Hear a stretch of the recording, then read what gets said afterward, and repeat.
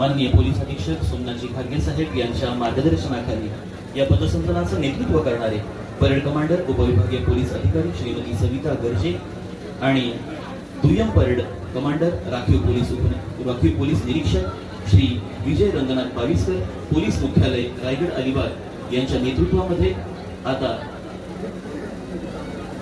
या प्लाटूनचं या परेडचं संचलन येथे संपन्न होणार आहे आणि राष्ट्रध्वजासमवेत मान्यवरांना मानवंदना देण्यासाठी अनुक्रमे या पथसंचलनामध्ये हे सर्व परेड सज्ज होत आहे। एक सुंदर असा सोहळा नेत्रदीपक, शिस्तबद्ध आणि या सोहळ्याचे साक्षीदार होण्यासाठी आपण सारेच जण उत्सुक असतो। समारंभ सोहळा येथे संपन्न होते। एकसूत्रता आणि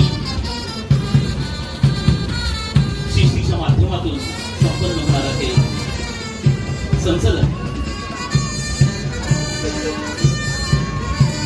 भारतीय तिरंग्याला, राष्ट्रध्वजाला सलामी देण्यासाठी त्याचप्रमाणे सन्माननीय मंत्री महोदय, त्याचप्रमाणे मंचावर उपस्थित सर्व मान्यवरांना मानवंदना देण्यासाठी, अभिवादन करण्यासाठी